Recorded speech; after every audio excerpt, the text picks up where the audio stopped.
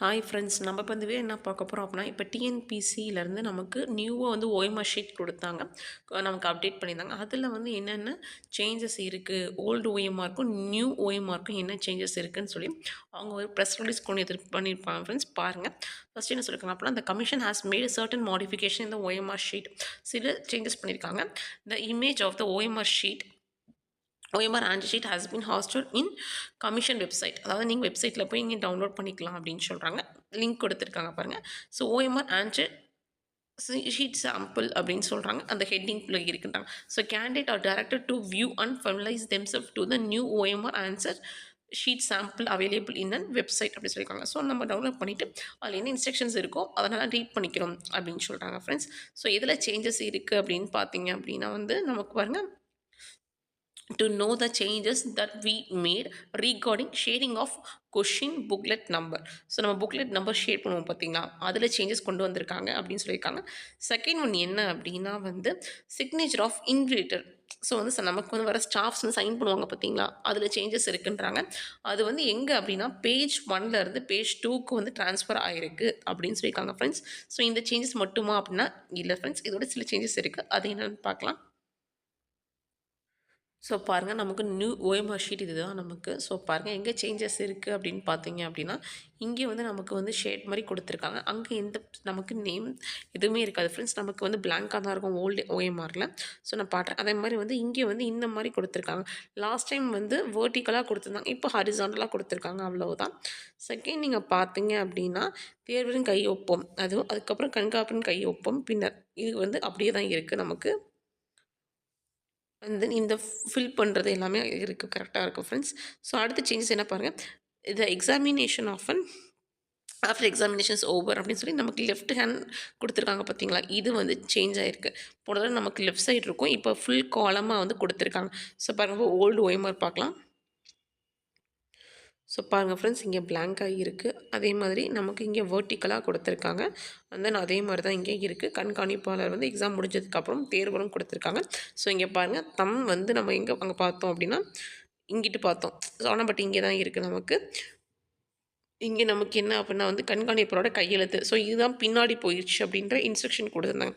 இது இல்லாமல் என்னென்ன மாறி இருக்குன்னு பார்க்கலாம். இது வந்து ஓல்டு ஓஎம்ஆர் பார்க்கலாம் இன்ஸ்ட்ரக்ஷன்ஸில். So, you should not sign anywhere in part A of the OMR answer sheet. However, you have to fix your left hand thumb impression in a space provided at the bottom left of the part A after the examination is over அப்படின்னு கொடுத்துருக்காங்க பாருங்கள். பகுதி 1ல் எந்த இடத்திலும் நீங்கள் கையொப்பம் இடக்கூடாது அப்படின்னு கொடுத்துருக்காங்க.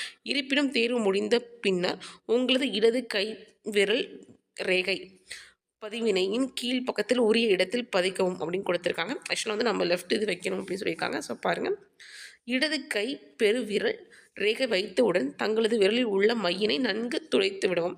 அந்த மை விடைத்தாளில் வேறலும் எந்த இடத்திலும் பதியுமாறு பார்த்து கொள்ளாமல், ஆக்சுவலாக வேறு எங்கேயும் நம்ம இம்ப்ரெஸ் பண்ணிடக்கூடாது. அவ்வாறு வேறு இடங்களில் மை பதிவு இருந்தால் அது உங்களது அடையாளத்தின் வெளிப்பாடாக இருந்தால் உங்களது விடைத்தாள் செல்லப்படாது. ஸோ இன்வாலிட் ஆயிருன்னு சொல்கிறாங்க. ஸோ இன்வாலிட்னு சொல்கிறாங்க. என்ன அப்படின்னா வந்து நம்ம வந்து லெஃப்ட் ஹேண்ட் தம் வைக்கிறோம் பார்த்தீங்களா, அப்போ வந்து நம்ம வந்து எதுவும் பண்ணக்கூடாது. அது வந்து ஏதாவது சிம்பிள் மாதிரி நம்ம பர்டிகுலராக யூஸ் பண்ணுற மாதிரியே இருக்குது அப்படின்னு சொல்லியிருக்காங்க. ஸோ இது வந்து நமக்கு ஓல்டு கொடுத்துருக்காங்க. நியூ இதில் என்ன கொடுத்துருக்காங்கன்றதை பார்க்கலாம் ஃப்ரெண்ட்ஸ். ஸோ பாருங்கள், நியூ இதில் என்ன கொடுத்துருக்காங்க அப்படின்னா பாருங்கள், பகுதி 1ல் எந்த இடத்திலும் நீங்கள் கை ஒப்பம் இடக்கூடாது, கரெக்டாக. இருப்பினும் தேர்வு முடிந்த பின் உங்களது இடது கை பெருவிரல் ரேகை பதிவினை பகுதி 1ல் கீழ்ப்பாக்கத்தில் ஒரு இடத்தில் பதிவோம். ஸோ அங்கே இம்ப்ரெஸ் பண்ணிடணும் அப்படின்னு சொல்கிறாங்க.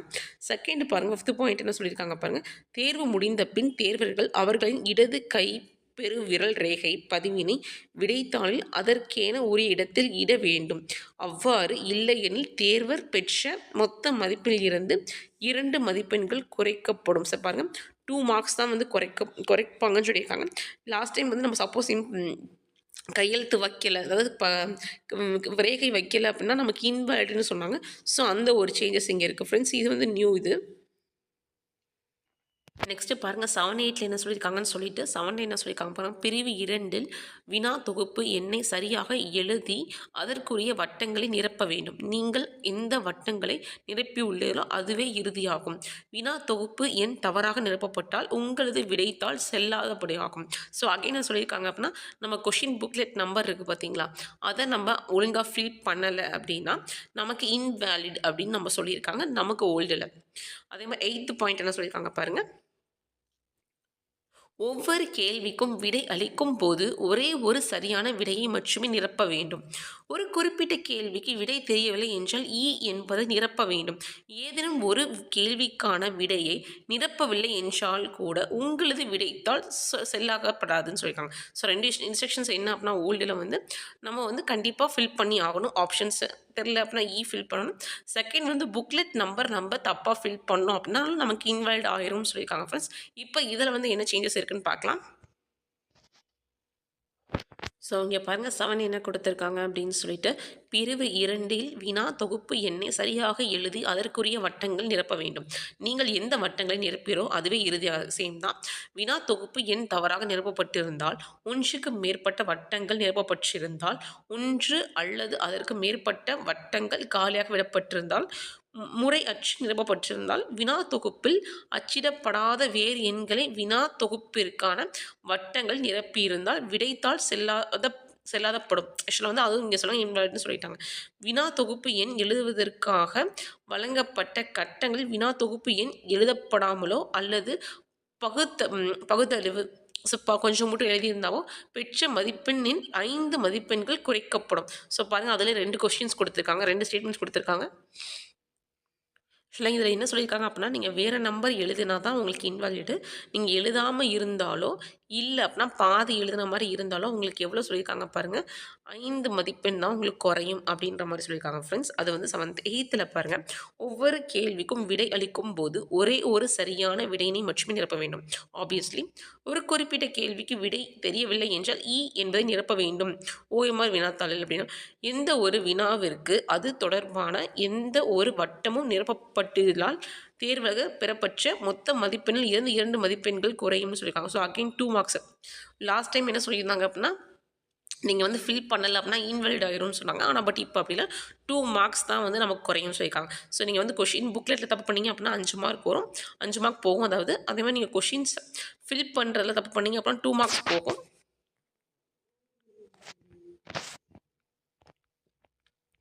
இதெல்லாம் ஃபஸ்ட்டு செகண்டில் வழக்கம் போல் அதே தான். ஆக்சுவலாக நம்மளோட ரெஜிஸ்டர் நம்பர்ஸு அதே மாதிரி நம்மளோட ஃபோட்டோ அந்த மாதிரி ஏதாவது ஒழுங்காக இல்லாமல் டேமேஜ் ஆகி இருந்துச்சு அப்படின்னா நம்ம இன்ஃபார்ம் பண்ணிடணும். அதே தான் ஃப்ரெண்ட்ஸ் நமக்கு. ஸோ 4 and 5 டிடெக்ட் பண்ணுவாங்கன்னு சொல்லிட்டேன். ஸோ நெக்ஸ்ட் இங்கே பார்க்கலாம். ஸோ அதே மாதிரி இங்கே பாருங்கள், ஃபில் பண்ணி கொடுத்துருக்காங்க செக்ஷன் 10. ஸோ பாருங்கள், இது நியூ இது விடைத்தாளின் பிரிவு 3 எத்தனை ABCD மற்றும் ஈன்னு கொடுத்துருக்காங்க. விடையளிப்பாக குறிப்பிட்டுள்ள, அதாவது நம்ம கேல்குலேஷன் போட்டு நம்ம போடுவோம் பார்த்தீங்களா, என கணக்கிட்டு மொத்த எண்ணிக்கையும் அதுக்குரிய கட்டத்தில் எழுதவும் அதற்குரிய வட்டங்கள் நிரப்ப வேண்டும். எடுத்துக்காட்டு கொடுத்துருக்காங்க. ஸோ எவ்வளோ A இருக்குது, எவ்வளோ B இருக்குது, எவ்வளோ C இருக்குது அப்படின்றதெல்லாம் கொடுத்துருக்காங்க ஃப்ரெண்ட்ஸ். ஸோ பாருங்கள், கொடுத்துருக்காங்க பாருங்கள். ஆக்சுவலாக 3 மற்றும் 6 மேலே நிரப்பப்பட்டுள்ள வட்டங்கள் மொத்த எண்ணிக்கையானது விடைத்தாளில் அச்சிடப்பட்ட மொத்த வினைகளின் எண்ணிக்கை சமமாக இருக்கணும். அது நம்ம எல்லாமே ஆட் பண்ணணும், அப்புறம் 200 வரணும் அப்படின்னு சொல்லுவாங்க. ஸோ வேண்டும் இப்பணிக்காக மட்டுமே தேர்வு நேரத்திற்கு பிறகு 15 நிமிடம் கூடுதலாக வழங்கப்படுகிறது. ஸோ 15 minutes அதுக்கு கொடுக்குறாங்க. எவ்வளோ ABC மற்றும் E இருக்குன்னு சொல்லிட்டு. ஸோ பாருங்கள், ஏதேனும் வேறுபாடு இருப்பினும் நீங்கள் பெறும் மொத்த மதிப்பிலிருந்து 2 மார்க்ஸ் தான் இங்கே ரெடியூஸ் ஆகும்னு சொல்லியிருக்காங்க ஃப்ரெண்ட்ஸ். ஸோ பாருங்கள், இது நமக்கு ஓல்டு OMR எப்படி கொடுத்துருக்காங்க பாருங்கள். அதே மாதிரி அச்சடிக்க வேண்டும். அதுக்கு தான் நமக்கு 15 minutes கொடுத்துருக்காங்கன்றது கொடுத்துருக்காங்க. ஆனால் இங்கே பாருங்கள், நமக்கு எவ்வளோனா 5 மார்க்ஸ் ரெடியூஸ் பண்ணுற மாதிரி கொடுத்துருக்காங்க. அங்கே நம்ம 2 மார்க்ஸ் தான் பார்த்தோம், இங்கே 5 மார்க்ஸ் கொடுத்துருக்காங்க. இதுதான் டிஃப்ரென்ஸு. ஸோ ஒவ்வொரு இடத்துலையும் சின்ன சின்ன சேஞ்சஸ் பண்ணியிருக்காங்க ஃப்ரெண்ட்ஸ். ஸோ நீங்கள் OMR கொடுத்துருக்க இன்ஸ்ட்ரக்ஷன்ஸ் நீங்கள் ஃபுல்லாக நாங்கள் ரீட் பண்ணணும். வேறு சேஞ்சஸ்னு பார்த்தீங்க அப்படின்னா வேறு எதுவும் இல்லை ஃப்ரெண்ட்ஸ். நமக்கு இங்கே அதே தான் நமக்கு சிக்னேச்சர் இருக்குது. ஸோ இங்கே மட்டும் பாருங்கள், நமக்கு எக்ஸாமினேஷன் கண்காணிப்பாளரோட கையெழுத்து நமக்கு மாறிடுது. ஸோ பாருங்கள், கண்காணிப்போட கையெழுத்து வந்து செகண்ட் பேஜுக்கு வந்து சேஞ்ச் ஆகிடுது பாருங்கள். I have personally verified that அப்படின்னு சொல்லிட்டு அவங்களோட இதுதான் ஃபஸ்ட் பேஜில் செகண்ட் பேஜ் மாறிடுது. இது வந்து நமக்கு நியூவாக இருந்தது. ஸோ சேஞ்சஸ்னு பார்த்தா இது மட்டும் மார்க் ரிடக்ஷனில் மட்டும் கொஞ்சம் சேஞ்சஸ் இருக்குது. ஸோ நல்ல இன்ஸ்ட்ரக்ஷன் வந்து ரீட் பண்ணிக்கோங்க ஃப்ரெண்ட்ஸ். நீங்கள் வந்து ஃபில் பண்ணாமல் இருந்தால் எவ்வளோ மார்க்ஸ் போகும், கொஷின் பேங்க்கில் நீங்கள் மிஸ்டேக் பண்ணால் எவ்வளோ இருக்கும், ஆடிங்கில் மிஸ்டேக்ஸ் பண்ணிங்க அப்படின்னா எவ்வளோ இருக்குது அப்படின்ற இன்ஃபர்மேஷன்ஸ் நல்லா பார்த்துக்கோங்க ஃப்ரெண்ட்ஸ். ஆல்ரெடி நான் வந்து டெலிகிராம் குரூப்பில் வந்து நம்ம ஓஎம்ஆர் ஷீட் வந்து சென்ட் பண்ணிட்டோம் ஃப்ரெண்ட்ஸ். அதை வந்து கொஞ்சம் டெவலப் பண்ணிவிட்டு என்னென்ன இன்ஸ்ட்ரக்ஷன்ஸ் கொடுத்துருக்காங்க சொல்லி நீட்டாக கொஞ்சம் கிளியராக பார்த்துக்கோங்க. Thank you friends. இந்த வீடியோ கூட பிடிச்சிருந்தா கொஞ்சம் லைக் பண்ணுங்கள், ஷேர் பண்ணி சப்ஸ்கிரைப் பண்ணுங்கள் ஃப்ரெண்ட்ஸ். தேங்க்யூ.